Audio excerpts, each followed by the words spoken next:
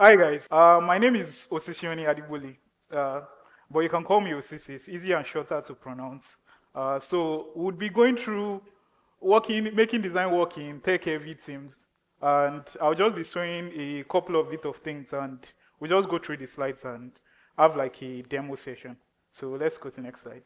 Uh, Brief introduction. I'm a senior product designer at everybody's favorite telecoms company.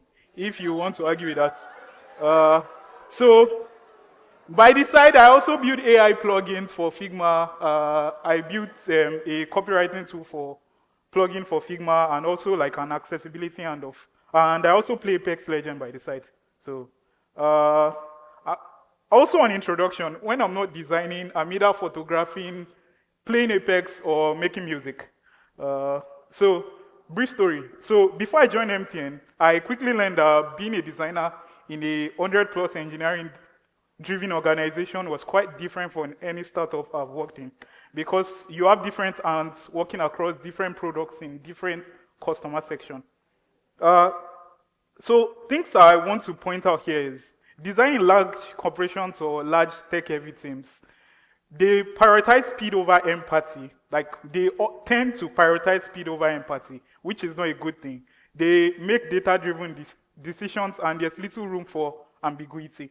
So now the real problem. So the real problem is designers struggle to gain influence because devs own the stack. You can work in organizations where the technology is already existing. Back-end systems are already built. How do you come as a designer to build an interface that facilitates or works with that existing systems? So PMs change delivery timelines and designers lack system level visibility. So designers lacking system level visibility here is you as a designer do not have visibility into how these systems work on the back end. But let's say based off this session, we are about to address that. So the approaches in which you can take to mitigate this. So you can go through like the 3-step approach where you collaborate. By collaboration, you collaborate with your back-end engineers or your front-end or your PMs and translate what they've given you. So let's say your back-end engineer is giving you a response from a payload that is already existing. So that system already exists. You want to build this. You want to build a interface that talks to that system. You get the payload, you translate the payload into actionable design or into UI interactions that are going to work based off the information you've gotten from the developer. And also you advocate for framework. So when you advocate for framework, you are essentially incorporating empathy into like your designs. So as a dev, most developers, they don't see UI the same way designers see it. And I would also be going into that like later on. They don't see designs the way designers see it. What they usually see is, does this work? Let's ship it. So let's translate. And the translate here now, where you convert back-end logic into user logic. So you as a designer, you are solving a problem. At least I think you are. So if you translate back-end logic into user logic, you are essentially collecting the technical information, making sure that the UI you want to build on that technical information works and is going to work with the existing system that already exists. That's tautology, but let's move on. So understanding payloads.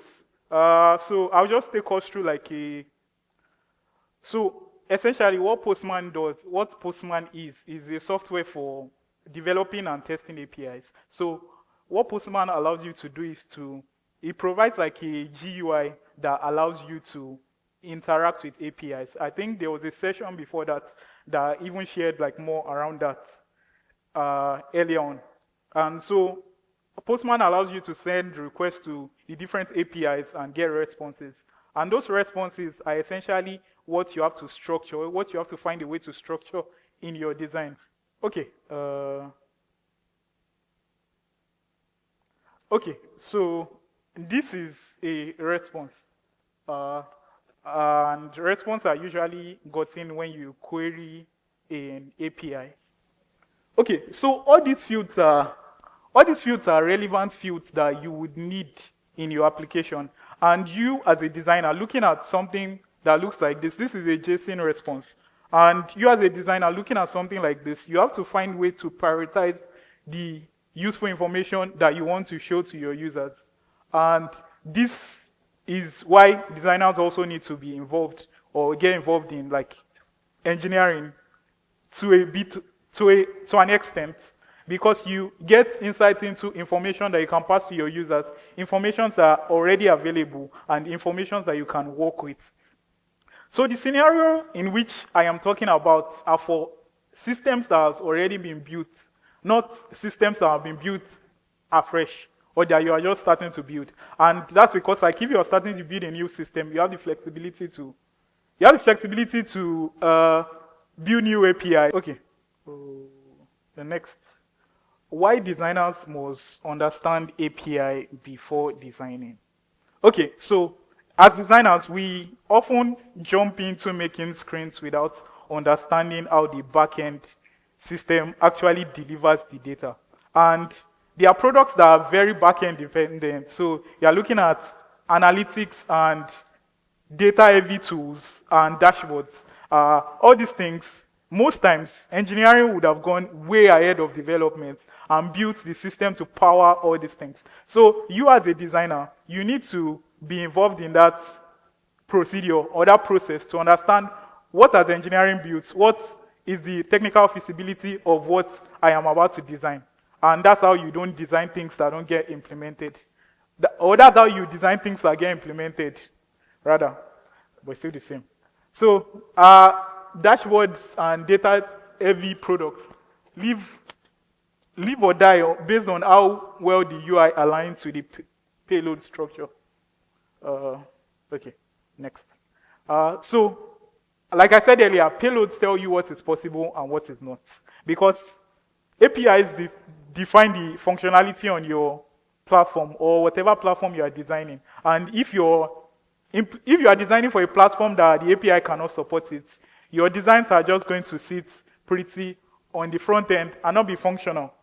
So API defines what data exists, what format it comes in, what procedures you take to get the data, and also like how often you update and how much processing it needs. But I don't think as a designer you need to know how much processing an API needs. So example of a payload. Yeah. Okay.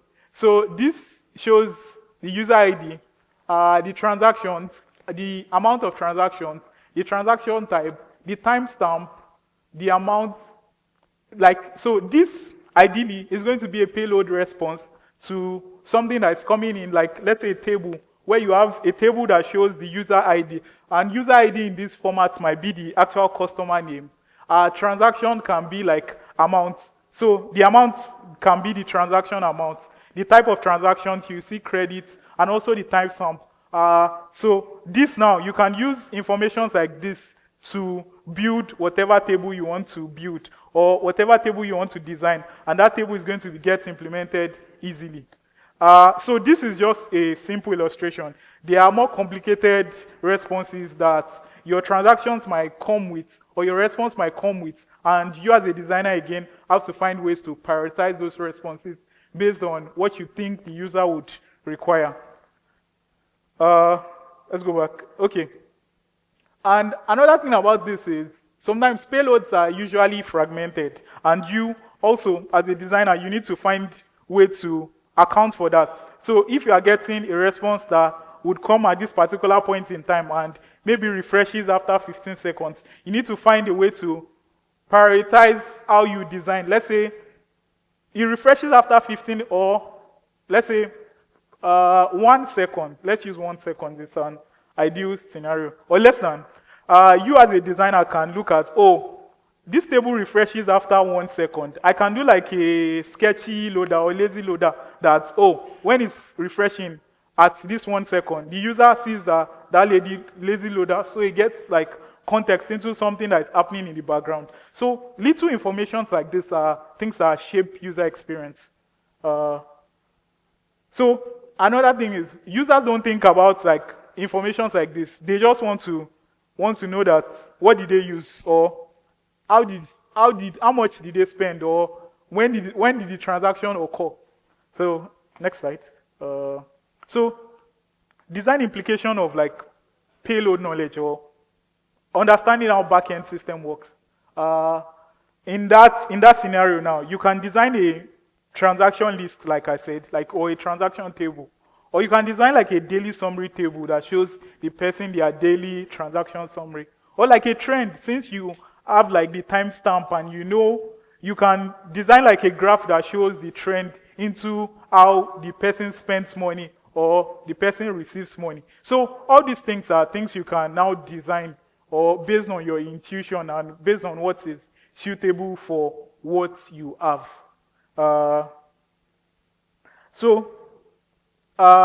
Again, how payload structure determine UI components. So you see timestamps like this and you see the value in which it increases at. So something like this now, ideally, if you want to apply this into like a scenario in which you want to design like a graph for a dashboard, you can design like a trend graph that shows the interval and the time in which that action occurs. So this is like a time series payload. The next, designer should prototype based on real payload samples. So everything is still speaking back to the topic, which like you should work with real data. You should not guess the data that you think the devs are going to have. And also that when you work with real data, you know how to structure the fields. Let's say you are doing like a financial dashboard or a financial system, and you have a table again that shows the time count. If you know the type of time the way in which the time format comes from the backend, you can know how to structure that field that contains the time in your table to accommodate for whatever length of time that you want to display there. And also, you can know the minimum values, the maximum values, the variance, and things like that.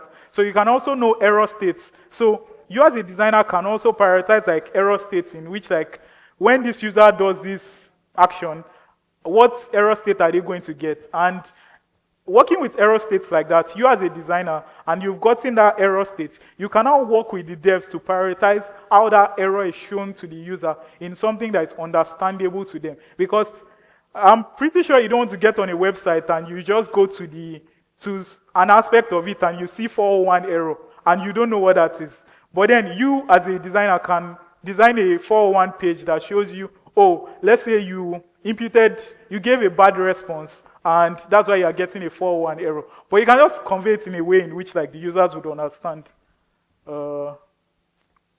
Let's keep this. This is just like a image, this thing. Okay, so I'll be presenting like a demo case study on data usage dashboards. And I would show you my thought process and how I worked with my thought process or how I worked with the data I was given. So an interesting thing about this is, in this scenario, there was no user requirements. It was just API response that you got as a designer, and you had to build with it. And that's because, again, we're working with legacy systems here, and these systems, the impact into refactoring the system would probably cost you lots more than just working with the data, this thing. So legacy systems. You are working with legacy systems. I keep mentioning legacy systems a lot because we have a lot of them in where I work. So fragmented payloads. You have payloads that are fragmented or broken into pieces, and you also have complex metrics. And you as a designer have to convey how the metrics look and are presentable to the user. So solution. You have to simplify all this into like simple, digestible visuals while maintaining data integrity. This was in two aspects. So the raw payload that the engineering manager gave me, where the backend sends two different types of payload structure. In the first structure, I had like traffic over time in every 15 minutes. So in this every 15 minutes, after you query a particular number and you give it like a start date and an end date, it automatically selects the interval it wants to use. And you get like the traffic that you've used over different time periods. So let's say 6 p.m. to 6:10, you have used this amount of traffic, and 6:10 to 6:20, you've used this amount of traffic. So that works ideally, like I've explained. Something like that ideally works in a scenario that shows you your trend. So the user can understand that, oh, along this time period, I have used this much data, or there's a spike in my data usage at this particular point in time. So that's one thing, one of the payload. So the other type of payload, traffic by app category. What this does, again, query with the number and also like the start and end dates that you want to use to determine. This gives you the app name and also like the device brand. So the device brand is essentially the OEM of the phone.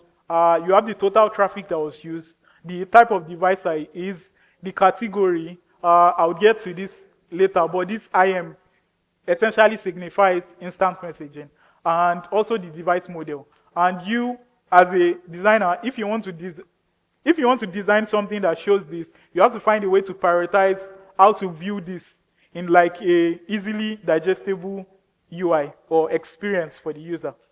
So in things like this now, let's go. So engineering categories are not user-friendly. So like I said earlier, the IM signifies instant messaging, but engineering did not particularly label it as instant messaging. And instant messaging applies to, let's say, any app you use on your phone that does instant messaging. So something like WhatsApp, something like Telegram, something like iMessage, they fall under instant messaging. And also, different categories do not translate into different app segments. So you have segments that fall under social and messaging. You have apps that fall under downloads, and you have things that fall under browsing. So there's no total value for the day value. So if you see that trend map I showed earlier, it didn't show it didn't give a particular total value for the day. And you as a designer, you want to present like a total value for the day, because like as a user or as a customer, I cannot be asking how my data was used and you'll be telling me that, oh, at this so time I used something MB. I want to know how much data did I use in this particular day. Or let's say like a 1 hour trend. In this hour, how much data did I use? And another thing, with something like this, it's quite easy for the developers, because you already have data responses every interval. What you can just do, particularly on the front end level, is you get that response and you do you write something that essentially aggregates all those data points that you've gotten. And with that, you don't have to do extra work on your back end. So the next. So backend only gives raw logs, and my job was to turn logs into meaningful story for the user. So I designed a UI that answered this much question. So how much data did I consume today? Which apps consumed it? When was the peak usage time? And what was using my data secretly? So you can see apps that were falling in those categories. So let me just show you. Okay, so I'm just going to present my Figma screen. So essentially, based off the information I know that the API can provide, I know that when I want to make a search, I have to query with my phone number, like again, what it has provided. I have to select the start date and end date and search.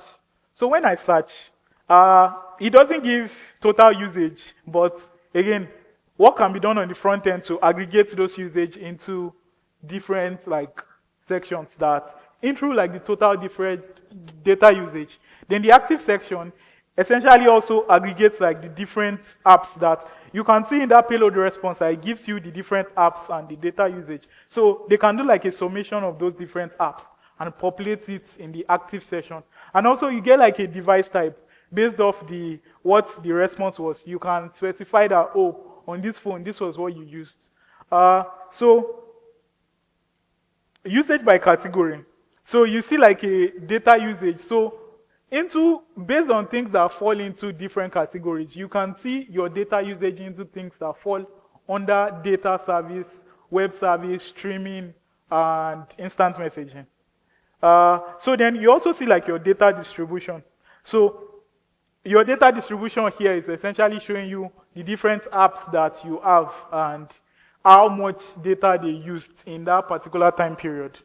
So you can see WhatsApp used whatever MB, let's say 9 MB in this scenario. Google services use this amount of data. And you can also like toggle it to show the total number of data or apps that consumed your data. So like again, there's like a trend graph. So this is not quite interactive because it's a design, but like what this trend graph shows you is like your data trend, essentially. So you can see like the time on the x-axis and this thing on the y. So the interaction on this is where people can hover on it and see their data usage in the intersection of what time they are clicking on. So then we'd also go back to the different payloads. So earlier on, there was a payload that gave the different session. So something you can use that is also like a data usage log. So in this data usage log, you can apply that data metrics to say, oh, in this particular time, Snapchat used this particular amount of traffic, or Spotify used this amount of data. And you can see, like, you as a user can be able to view usage logs into how your data is consumed. So that's how, like, the data helped in structuring this UI. Okay.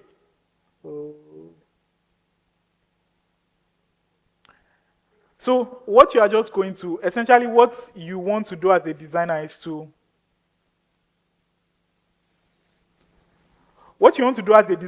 just adapt your design patterns, adapt your component system into what can work or what can fit what the data source can provide. And you'd be good, or your designs would get passed or implemented, and they would actually work. So you have to adapt your UIs to what the data source provides, and also like the different types of data types, and also find a way to accommodate for missing information that might not be particularly visible from the data source, but based on your intuition, you can find out that, oh, you can do like a calculation to determine this total data source, and you can update it. So the next thing. So designing around constraints. So what you want to do is adapt your UI again to your backend, map raw data fields to usable components. So let's say you have a design system that has charts. Let's say you have a design system that already has charts. You can find out how to modify the chart section to account for the different data that is being provided. Then also keep your designs feasible and not hypothetical. So in scenarios like this, you already know what technology supports. You know what I can show and what I cannot show.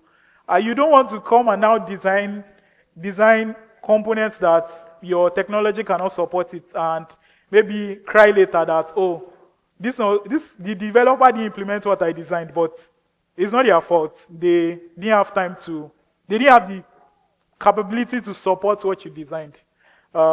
So there's like a checklist for best practices. So collaboration practices that would allow you to work well with your devs. So involve your devs in your UX discovery. One thing I found out is that involving your devs in like your UX discovery or flow mapping process helps you align. And that alignment is very important because you've not started designing, like actual designing. You are still mapping out your flow. And if your dev points out that, oh, this your flow will not work, you would not have designed the flow and find out that, oh, it doesn't work when it's time for handoff. That's something that can help you. Use Swagger docs in design review. Essentially, this is just the API documentation, and it shows you how the API works. And if you use it in design review, you can be able to understand that if I, as a design reviewer, is reviewing this part of design, this particular design, and I already have the Swagger documentation, and I know the API that's going to support this part of the application, I can know that, oh, this feature that someone has designed is not going to work. So I would not pass that design review. I will tell you to go and refactor your design, and so you don't cry later, or tell the devs, or start fighting with your devs. So another thing you can do is create API to UI mapping sheet. So what this does essentially is just mapping API data with like real world data and the different types of data that can be used to represent it.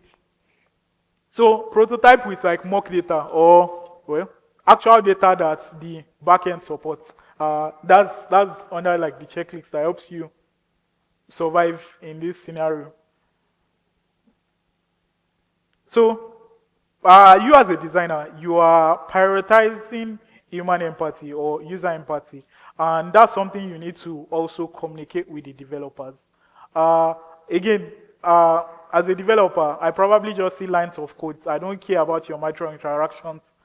Sometimes I don't care about it, but like you as a designer, it's now your job to now find a way to communicate those user empathy or those little impacts your micro interactions make as a user into those micro interactions, those things your micro interactions convey to the user, to the developers. So you need to find a way to speak their language or speak something close to their language. And developers understand data-driven language. So you can communicate that, oh, based off this interaction that I've done, and it's probably going to cut down refresh time by this and this, because like if you do this micro interaction, the user might not think, oh, what's going on? Let me go and refresh the page. And when you refresh the page, probably it calls your API again. And in the end, there's load on the system. So show technical empathy. So you as a designer, you have to show like technical empathy to the developer. If a developer is telling you that, oh, I cannot implement this is not feasible, instead of you to tell him that see a skill issue that is not good, you can ask him that, oh, what's up with this? How can we find a way to make this work? So another thing that can help you in this scenario is you can do like a high effort, high impact, low impact, high effort chart. So essentially what that would help you do is prioritize things that are low effort and have high impact. And those are things that you can do as quick wins. And also things that are high effort, but they do not make that much of an impact to the user. So you can also deprioritize features like that or implementations like that, because they are spending a lot of time and the usefulness to the user is not that much. So influence is earned, not given.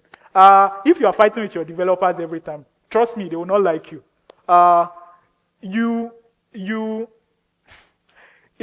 If you are fighting with them, they will not like you. I mean, you might not like them, but you have to work with them. So influence is earned, not given. So you have to earn their trust and earn the ability to influence their decisions. Because I'm probably sure you as a designer would not want somebody that is not a designer coming to tell you that, oh, do this thing like this, or move this aspect. But you think that that's your work, or you think that you are the best at it, or that's your skill set. And someone outside your field is coming to tell you that, oh, I think it's going to work better that way. That might probably sound wrong to you and might affect the way you implement that changes. So that's the same way developers feel. When you come and tell them that, oh, you as a designer, I feel that this thing should work this way. I'm like, why are you telling me this? Because you are not a developer. You don't know the effort that goes into this. So with that kind of interaction now, I would not want to trust you or take your advice or implement what you've suggested. And that is going to it's not going to work well for both of you. Takeaway toolkit, Figma for prototyping, Swagger or Postman for API exploration. Then also like Loom or Notion for communicating design logic. So let's say you as a designer, when you are handing off to your developer, you can record like Loom videos for them to show them how this particular flow works and how it also aligns to what they have. And also like write documentation for them. We feel like documentations are only for developers, but as a designer, documentation is a really important aspect of our job because documentation speaks for us when we are not there and explains things to people that might not have enough context of what they are seeing if there was no documentation. I think. Is there any question? Okay, since we have a bit of time, I have another presentation that since there's time we can just take it.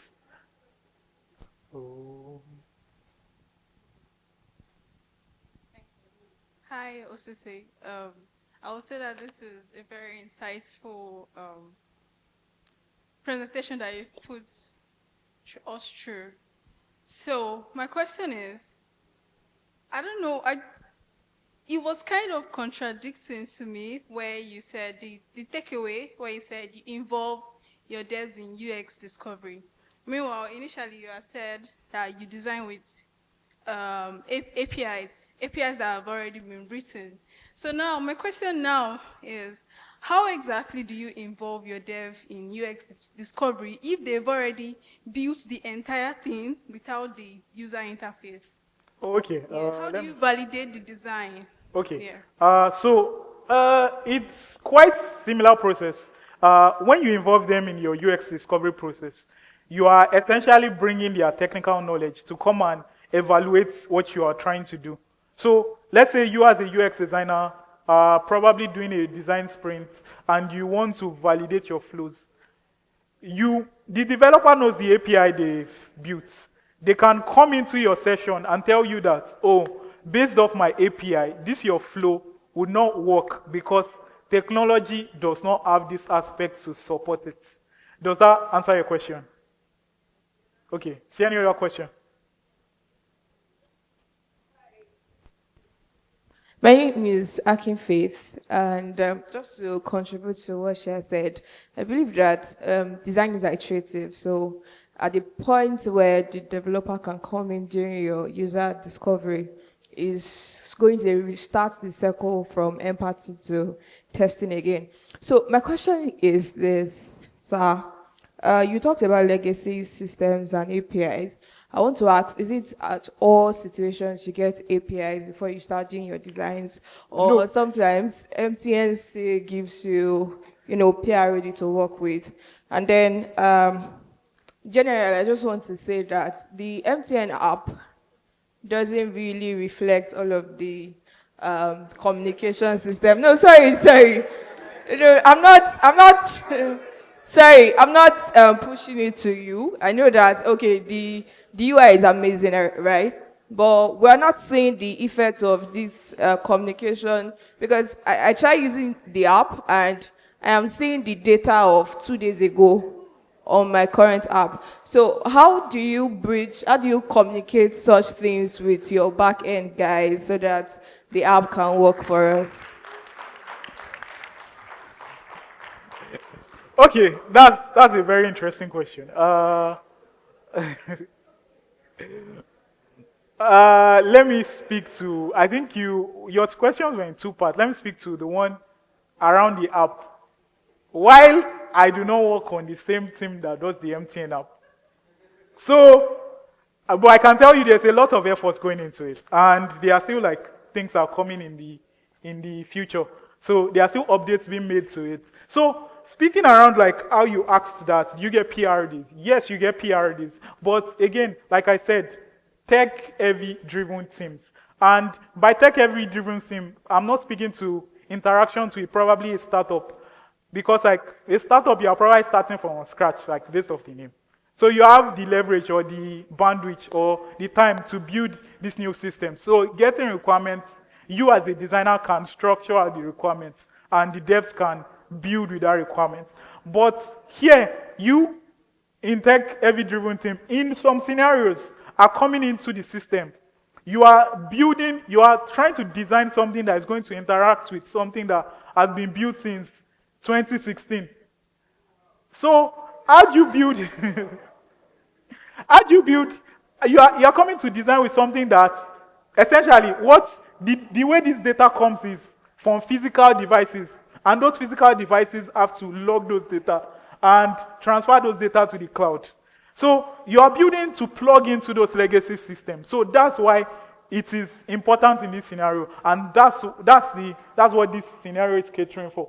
Does that answer your question? Okay, so about my MTN app not working.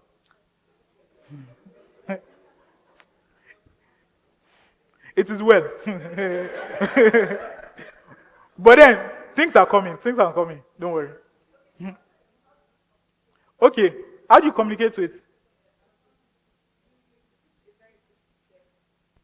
You built a very good system, and you are not, the professionalism is not reflecting in their data that you are giving. How do you communicate? Because I can't beat my back end guys. Because when you look at MTN, sometimes you wonder if it was created with bubbles. So how do you, talk to avoid all of those issues? Okay, in this scenario, you can speak to your engineering teams. These teams, again, I don't sit in this team. I work in the customer acquisition products team and also like e-payment section. So, but then so what they do is there are particular tribes, and these tribes work on particular products. So these particular products, my MTN app might fall under one tribe. And when you're in that tribe, you're working with a team, and your developers, you can always communicate with them every time. But why it doesn't work is the developers that will come and answer that question. Because but I feel like there are efforts also being made on this area, also into like actually getting like relevant data and timely data. So that's just the